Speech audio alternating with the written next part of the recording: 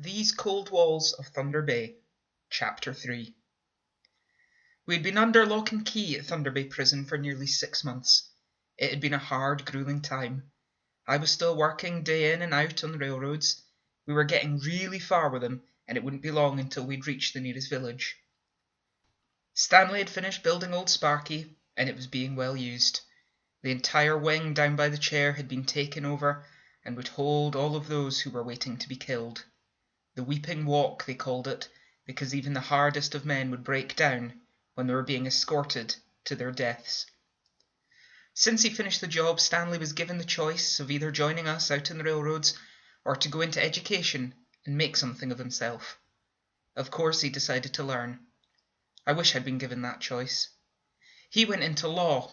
He was determined to learn the trade and clear our name. He was optimistic about it. "I'm working on it," he always used to say to me. "I'm going to find us a way out of here even if it kills me." His optimism would annoy me at times. I knew it was just a matter of time before they decided to send us to Old Sparky. During my time out in the railroads, I'd become friends with Clive. He was locked up for getting caught serving alcohol as well. He was a fascinating man. He had come from a line of slave traders, and once it was abolished, his family had lost everything. They turned to theft, gambling, and drinking. His grandfather and father had both died penniless. Clive was one of those people who could get us cigarettes or anything else you would really need. There were many an evening we would hide in the bathroom, smoking and laughing away. We even managed to sneak the cigarettes out to work with us. It was great. The time would pass so quickly. Carter wasn't doing too well. He was tired and always sick. He had a cough that would refuse to leave him. The conditions in the prison certainly didn't help him. Not only were there leaking pipes, there was a fly and rat problem too. We often joke that he should adopt one of the rats and keep it as a pet. It would give him something to do on those days where he wasn't able to work. At least we could laugh about things. That was about the only good thing about the place. One Friday evening, I can remember the date well, it was Friday the 13th, and we were making our way back into Thunder Bay from the railroads. There was a storm brewing in the air. I could hear the thunder rumbling in the distance, and I could see the flashes of lightning somewhere above the nearby town. The sea was rocky, and the boat was struggling. We were soaked by the time we got back to the prison that night. As it was Friday evening, we were allowed to stay up a bit longer. We could play pool or stand around and chat, have a bit of a social life. Some of the guys would place bets on who would get into fight that night, or which guards would be the most horrible to us, trying to make a bit of fun out of the darkness. I was sitting outside in the exercise yard in a small shelter with Stanley, Art and Clive. We were discussing what we would be doing on a Friday night if we were still free. Drinking, we all agreed. We laughed for some time. I almost forgot that for a little while we were even prisoners. As the evening went on, the storm got worse. The rain was coming down like I'd never seen it before. The guards called lockdown, and off we all went. I hoped to get a good night's sleep before another day of work. But little did I know, Thunder Bay had something else in store. I wasn't sure if I was dreaming, or if I was even hearing it at all. Only a few hours could have passed, as it was still dark outside, but it sounded like the cell doors had unlocked and opened. I opened my eyes, and from the darkness, I could see they had. Carter came into my room. "Quick," he shouted. "Come out here and see this." I jumped out of bed and got the shock of my life, as the cell was about 2 feet under water. Cold water.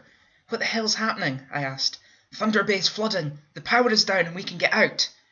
I ran out of the cell, and everyone was running around and shouting. "George, come and see this," Stanley said. I ran over to Stanley, who was standing by the window. We looked out and saw that the entire island was under water.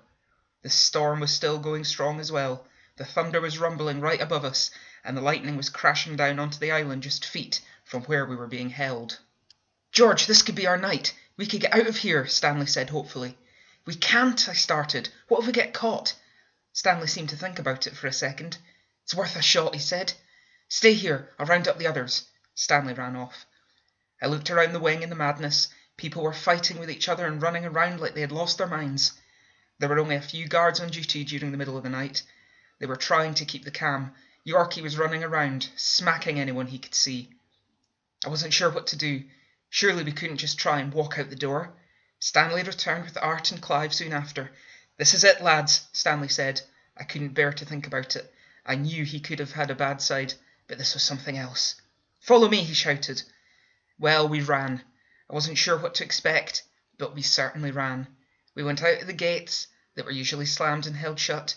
We walked down the stairs, around the corridors, and down by the guard's wing. We got to a cast-iron door that stood strong. "Can we get out?" asked Carter. We all took a try at pulling the door open. For the first time in months we were standing outside the prison walls. We were free men. Well, kind of. The storm was so loud we couldn't hear each other, but out the darkness I could see Stanley pointing. There was a small rowing boat down by where the bay used to stand. We ran for it. The boat smashed back and forth against the island. It was a difficult choice. Do we get into the boat and make our bid for freedom, or stay, take our chances on Thunder Bay? God, I knew I could be a rebel, but this was even beyond me, that was for sure. The guards had caught on to our idea. They had worked out that we had escaped, or that at least we were trying to. They must have had an emergency generator, for the searchlights began, and they came on, lighting up the entire sky. It was the only light I could see for miles. This was our time to make a choice, run or turn back. I wanted to go back. No matter what I had done, there was no way I was risking my freedom for this. That's when the gunshots began. They had guards up in the towers trying to get us. I ran. I decided that even without my brother it was time to make a run for it. I turned to head back into the prison. Carter was hot on my heels. I think he knew the situation was bad. Why the hell did we think this was a good idea, I thought as we ran, trying to avoid getting shot. I took cover in a doorway. I held up my hands in surrender, hoping they would see me. Why would I try to escape? Why did I let Stanley talk me into this? Somehow I had. Before I knew it, a guard jumped on me. I knew it wasn't going to be good. Suddenly, I felt a sharp blow in the back of my head. I was out. That was it. I awoke a few hours later in the hospital wing of Thunder Bay. I was still dazed and upset by what had happened that evening. Had it been a dream? Or did we really try and escape? After a few moments back in the land of the living, my thoughts turned to Stanley. Had they got him? Had they killed him? I was away with it. I couldn't focus as much as I tried to. It turns out it was nearly a week that I fell in and out of consciousness before anyone could get anything rational out of me. But when I woke up, I could see Stanley for the first time since that night. "Brother," is all I could say to him. He looked over at me with that defeated look of his. The "I did wrong and I was caught" look. I'd seen it all of our lives. "What happened?" I managed to ask. "They got me," Stanley replied. "They knew that I was behind it all." Maybe I thought I was still dreaming, but it took a second to think about what he was saying. "So what are they going to do?" I asked, hoping to get a quick and happy answer from him. "They're sending me to the chair," he said. I actually prayed for the first time in my life. Maybe I'm really dreaming. Maybe this is all one big nightmare and I'm going to wake up back in my shank of a home with mother and father. "When?" I asked. "I don't know," Stanley replied, "but it won't be long." "Isn't it funny," he began, "the very chair I built is going to send me to my death." I don't remember much after that, except a few more days of dark haze. But when I awoke a few days later, I knew one thing was clear. We were on a race against the clock. Clear our name with no chance of survival, or meet our destiny, and die with some form of dignity. My first day back in the wing is still a bit difficult to remember. I recall walking back in through the gates into the dining area where we would have our breakfast. Art and Carter came to meet me. They too had just been released from a short spell in confinement.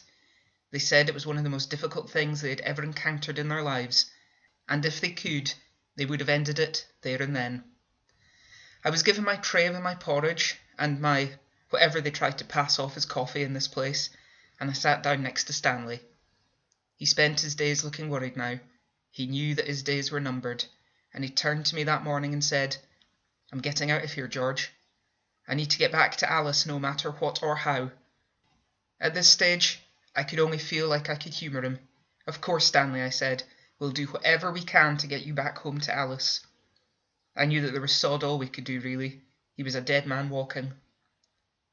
Maybe it was wrong of me to start mourning my brother before he had been sent off to the great prison in the sky, but maybe a little part of me believed in his spirit. He said to me later that morning, I will get out of here, George. If I can't win over the parole board, I will break my way out. If not, I'll die trying. I believed in his spirit and his fight. If anyone could do it, he could. It had only been a short few months since we entered Thunder Bay, but as far as I was concerned, we had been there forever. I didn't care if I ever got out. What did I have left out there? But I cared for my brother. If he said he was getting out, then come hell or actual high water, he would be free. I was ready to see some of the biggest battles of my life commence. One man against authority, life, death, and all that. The poppy that Stanley still held stood for courage, strength, hope, and love, and no one was going to take that away from him, especially in Thunder Bay.